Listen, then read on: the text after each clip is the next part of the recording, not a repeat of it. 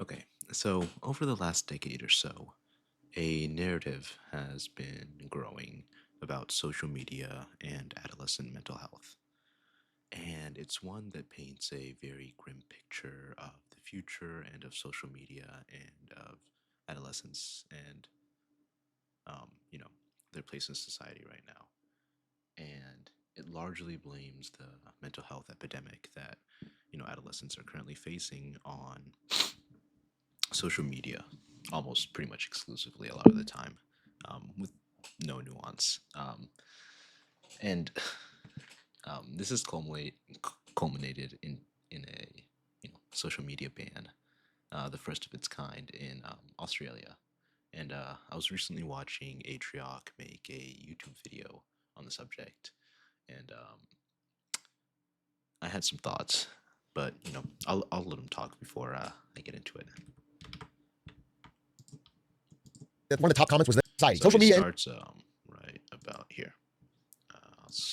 Well, that's deep fried, but okay, there we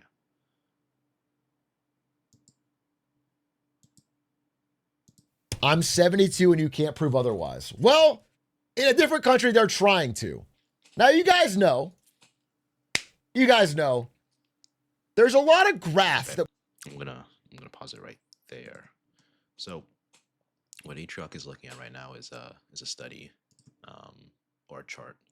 And the source is the JAMAnetwork.com, Journal of Psychiatry, and it's talking about the proportional risk of mental health problems by social media time among U.S. teens. I don't know where this exact chart is from, but um, if we go to the actual study itself, um, you'll notice that uh, internalizing. Okay, so they categorize time spent on social media per day. None, which is this black bar, 30 minutes, under 30 minutes, 30 minutes to 3 hours, 3 hours to 6 hours, and then over 6 hours. And what they show is that, um, internalizing problems, which are things like depression and anxiety, are associated with, um, higher social media use. Externalizing problems as well. There's a little bit more mixed where this group actually, the one with 30 to 3 hours is the highest, but still a little bit of a result. And then comorbidities is where, um, oh, by the way, externalizing problems are things like behavioral issues, and internalizing ones are like depression and anxiety. And then comorbidities are both at the same time. And this one is the one that shows the strongest effect. But if you look at the actual way that the study was conducted, it was a cohort study of about 6,500 or 6,600 U.S. adolescents. And what they did was that they tracked them over time and how much, how much time they spent on social media, and then tried to assess whether the time spent on social media was associated with internalizing and externalizing problems. The first problem with this is that, well, there are several limitations. The first one is that there's massive self-reporting bias here. The accuracy of the study depends on accurate and honest reporting. Um, I mean, I don't know. Can you like tell me how much time you spent on social media yesterday? And this was the study was conducted at a time before I think like cell phones would regularly track app usage. It was most of the data was collected between 2013 and 2016, and then all the way up to 2019. And so that's the first problem, is self-reporting bias. And second is that you know time is very imprecise. This is a quality versus quantity debate, right? Um, what if they're just measuring time spent on social media as a single bucket, um, it's not really nuanced enough, I don't think, because it doesn't capture exactly how social media is being used, whether it's passive scrolling or active connecting, right? An hour spent bullying somebody isn't the same as an hour spent learning a new hobby or a video game or a video call to a grandparent, right? So the study doesn't distinguish between the two. It's like saying eating food makes you sick without checking if the person ate a salad or a rotten burger. The third problem is that there's a lot of confounding factors, and you know it's hard to pinpoint causality when this is a longitudinal study and a cohort study, and not a randomized controlled trial. And so there's always the question of, was it the chicken or the egg first, right? Does social media cause depression, or do kids who are already feeling lonely and stressed turn to social media more often to cope? There's also like a ton of hidden factors that the researchers, they tried their best to account for as many as they could, but they even themselves admit in the limitations portion of the study that there's the possibility of reverse causality, like I said, and some residual confounding factors from imprecise measurement of prior mental states. Health problems may have always been present, and yeah, so there are several limitations. And also, the seventh is that there are unobserved associations with confounding factors that they didn't even measure. And so it's very difficult to draw any strong conclusions from this paper, other than saying the two are, I guess, linked in some way. Um, and so the other issue is that the data, like I said, is old, from 2013 to 2016 and then 2019.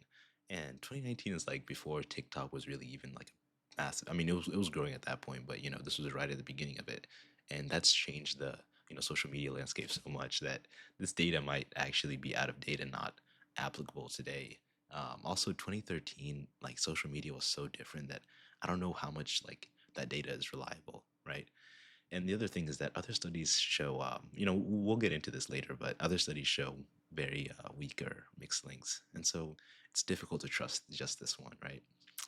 Um, but let's get back to Atrioc and see what he has to say. That we've talked about or mentioned or shown on this stream, they basically have a similar theme, which is that teens are getting more depressed largely because of social media. True. Okay? I mean, not You're true, spending not true, more not true, time not on true, not social true. media, you're more likely to have mental health problems or depression or Well, okay, that's not what it actually says. It says that it's associated. So, Atrioc, I want you to take that back, because that's not actually what the study is claiming. The authors never claimed that. Uh, I don't think you can draw that conclusion from this paper or this chart at all. hurts your sleep. Okay, let's assess this. So it says social media especially harms girls' sleep and mental health.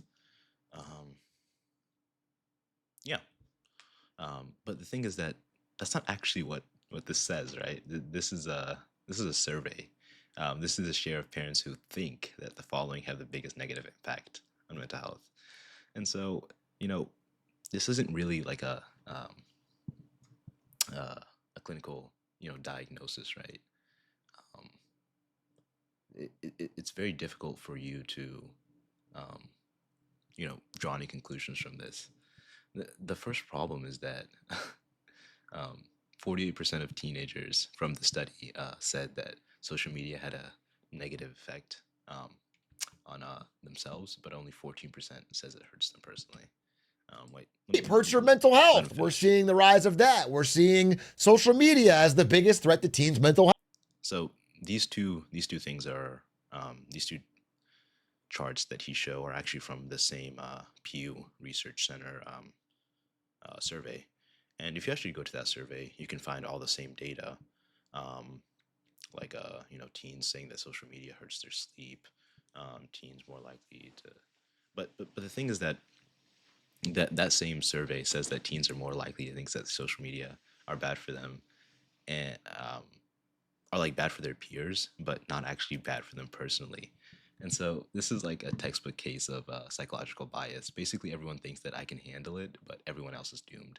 It suggests that the harm might be like because of the cultural narrative around social media being terrible, and not necessarily because these people actually feel harm in and of themselves, right? And second, the methodology of the actual survey. I mean, this isn't a clinical diagnosis; it's self-reported opinion. It captures what teens believe is happening, or what parents believe is happening, not what's actually happening in their brains, chemically. And while parents are very quick to cite to cite social media as like the biggest negative influence, teens themselves disagree.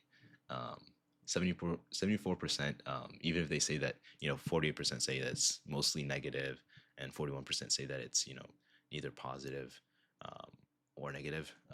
About 74% report that these platforms make them feel more connected, and 63% say that it helps them be more creative.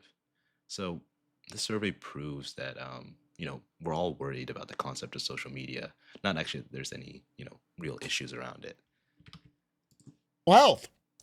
Above technology, bullying, pressure, and the state of society. Social media in general.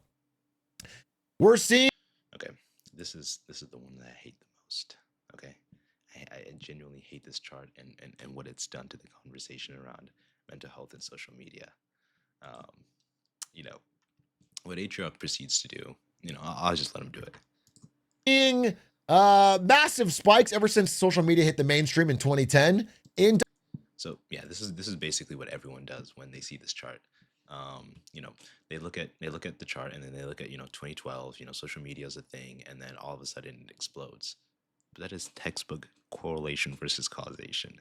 You could find any set of charts, and you could time whatever event. You could say anything happened in 2012 that caused this. Like, there's no reason to connect this to social media. Do you think Obama winning his second term was what caused it? Like, there's a ton of things that happened in 2012 that might have caused this, and you can't definitively say that it was social media. It's just a coincidence. For the most part, this is just correlation versus causation. You can't really take this too seriously. But let's keep watching. Depression, especially among teen girls, but even among teen boys. Although I guess around 2020 kind of leveled off. This is foreshadowing for the future. We're gonna get into this. We understand it now. We do. Well, I wouldn't say that, but kind of. Teen boys just figured that shit out right around 2019. Maybe it was just being stuck at home and gaming. Anyway, maybe worst of all, other than everyone getting more depressed and anxious and higher mental health problems, they're also more distracted. This is true. According to the U.S. National Assessment of Educational Progress, the percentage of teens who spend their leisure time reading is going down a lot, and it's been steadily declining. And people who hardly read ever are steadily increasing. But there, there's a problem with that, right? Um, well, the major thing is that there isn't very much good research on this, and so again, this is just correlation versus causation. There is one study on this that kind of tracks it, and if you read the abstract here, 51% were male, 48% were female, and they grouped them into three groups. Um, that emerged over the ages of 9 to 13. So there was the first group, which was no to very low social media use, about 57%. And then the low increasing social media use, which was about 36%, 1+1.3 hours per day. And then the high, about 5.8% over 3 hours a day. The following is a comparison. And so what they find is that, let me see.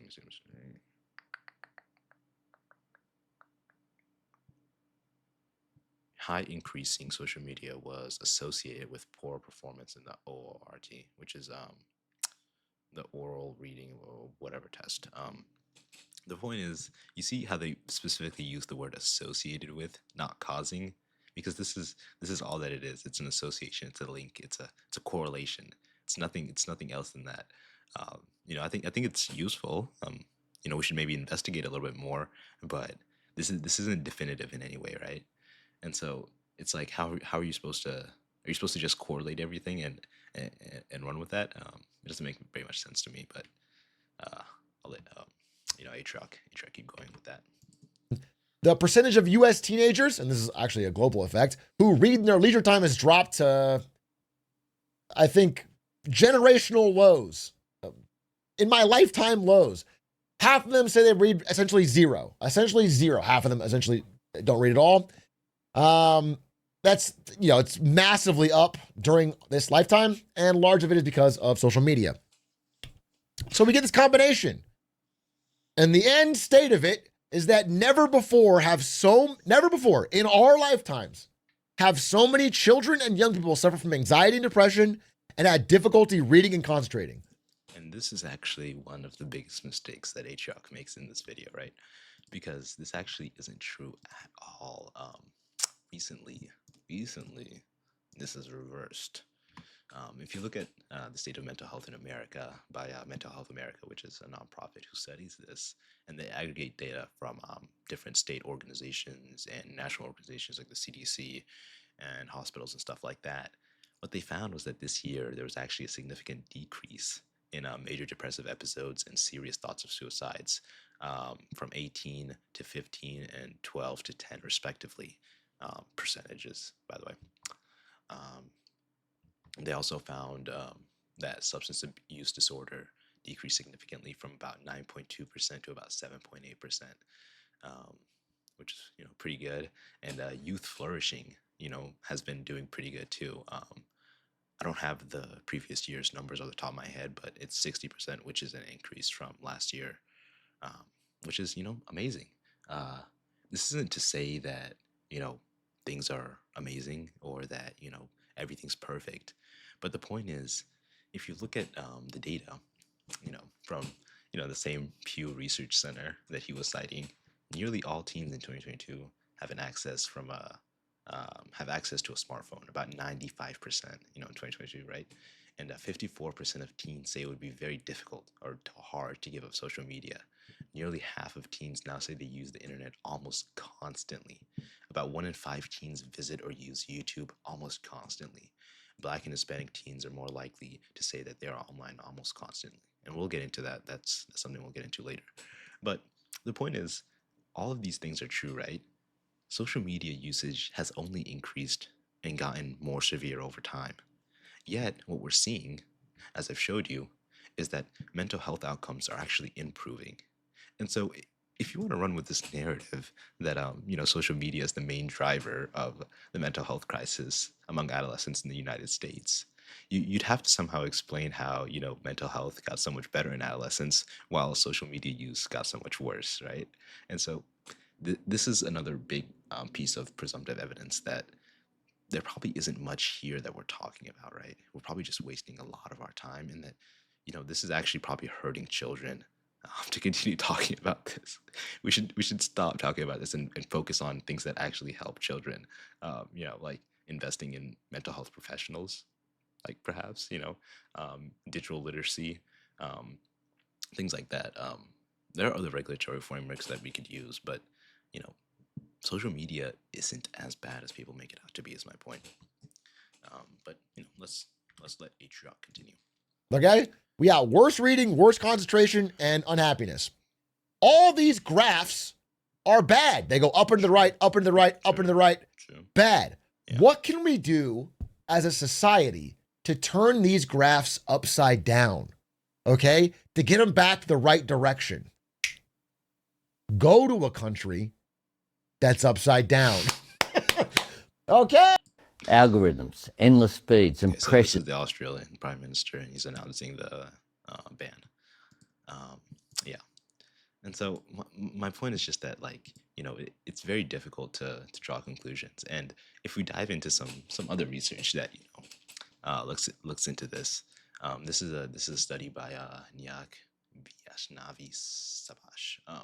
I'm so sorry for butchering that name, but you know, they this is a meta-analysis of the studies on the subject, and surprise, surprise, the results are findings reveal mixed effects of social media use on cognitive development. Excessive use was associated with impaired attention, reduced working memory, and diminished executive functioning, particularly among adolescents with social media addiction.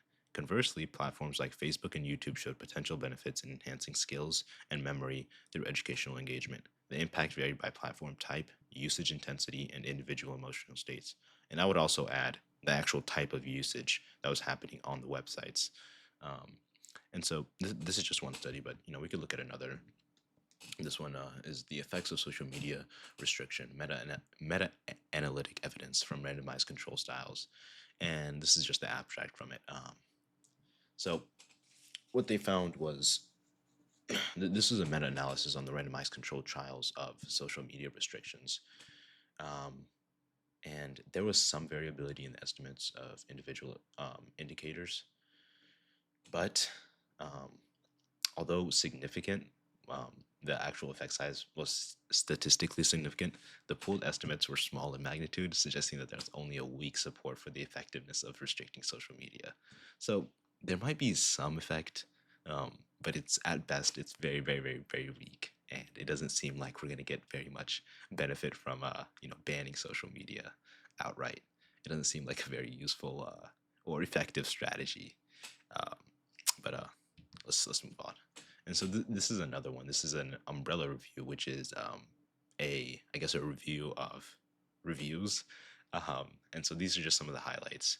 Social media use entails both risks and opportunities for adolescent mental health. And so I really want you guys to pay attention to the type of language that scientists use when you know describing their research, because it's very precise.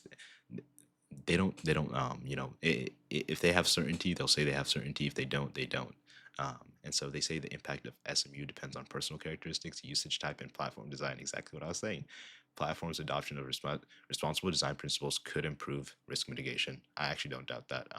There are things that platforms could do to help, but I don't think a ban is one of them. Um, yeah, and so the point is that the results are mixed.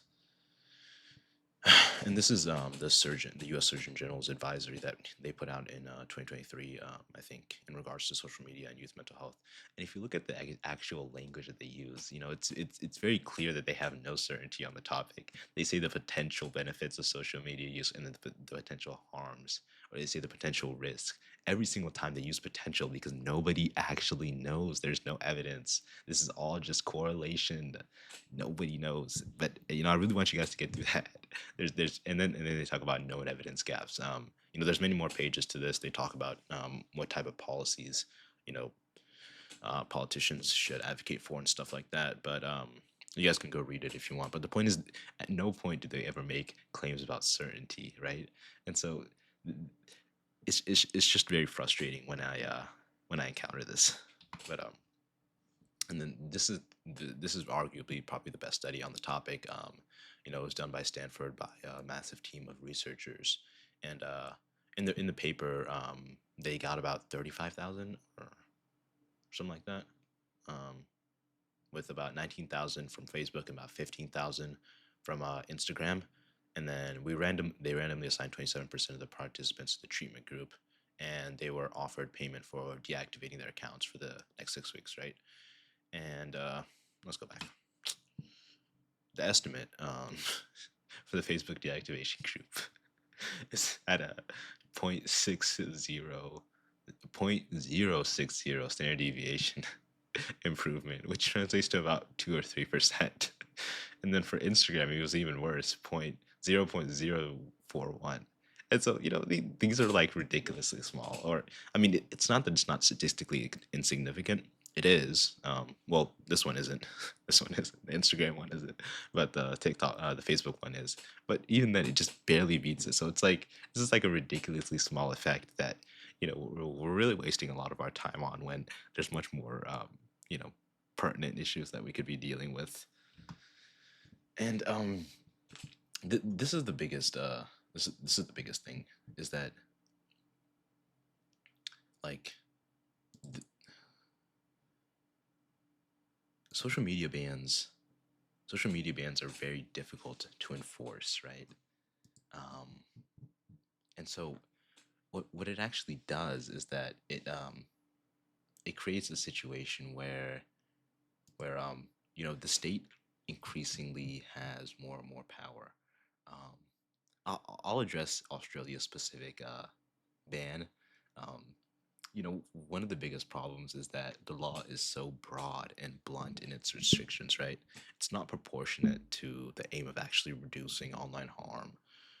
If they think that the goal is protection, less intrusive measures like digital literacy or mandated safety designs should have been tried before a total ban. There's so many things they should have tried and slowly escalated to a ban, but they didn't, because their actual goal is not helping children. Um, the Australian Human Rights Commission cautioned, a blanket ban is limiting to freedom of expression, association, and access to information. Um, I don't think it's a good thing to take away those things from children. I believe that children are, you know, are should be offered the same civil liberties that we are. I don't think they're any less human than the rest of us. Implementing a ban also, in practice requires some sort of age verification system that compels individuals to provide sensitive information to data platforms. And so, the obvious risk there is that these companies have had massive data leaks in the past, and now you're giving them even more information. Um, you know, and the thing is that this is a slippery slope, and there's usage creep, right? Um, like the the once the government begins to legislatively define who can access what digital platforms, this could slowly evolve into broader restrictions on content or speech access for other demographic groups. For example, laws that control minor platforms might be easier to extend and target to other activities or ages, raising a slippery slope, right? And so, legally, it's also very difficult. You're basically taking away people's rights. Young people are also not heard in the process. There was very little input from them. It didn't seem like they were actually taking their concerns into consideration. Um, it seemed like just a blunt instrument. And social media bans in general are not really that good.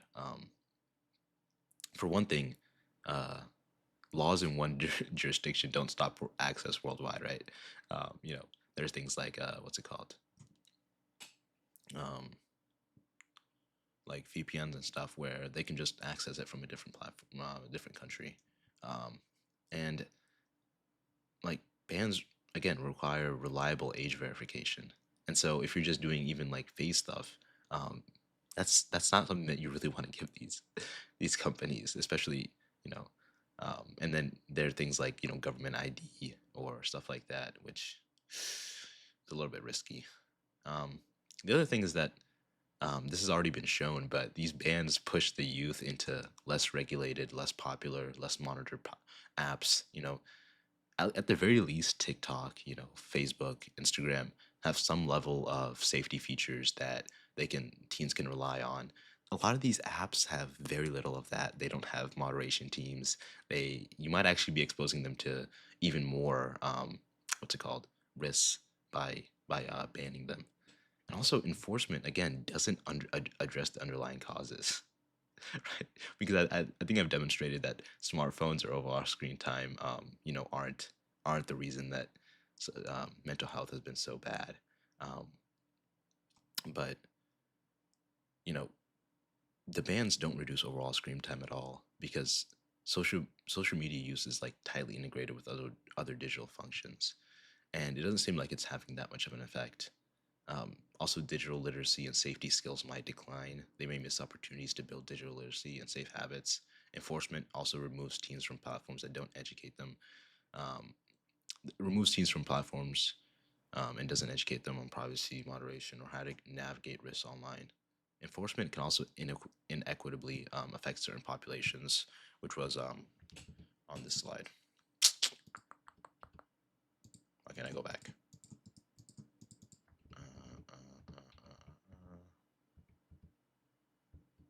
Right here. So, Black and Hispanic teens are more likely than white teens to say they are online constantly. And this is the same for LGBTQ teens as well. And if you just think about why this is the case, the major reason that they cite is that they feel a sense of community online, which where in real life they're isolated. If you're a Black teen living in a white community, you might feel a little bit out there, or it might even be hard for you to connect. And the same for LGBTQ teenagers. And having a presence online helps you find a community and friends that you otherwise might not have access to. And you're really hurting a lot of these teens by taking that away from them. And I don't know, I just can't really support anything like that. But let's go back to Atrioc and let's see what he has to say. There's no However, it is worth saying that they don't really pull on responsibility of right where is that he really hopes that kids will get back outside, touch grass, and play footy with their friends. Get out there and play games. Which is why it's funny that one of the top comments was this. giving children a childhood. Sorry, I don't want to play kick the can. Times change, buddy.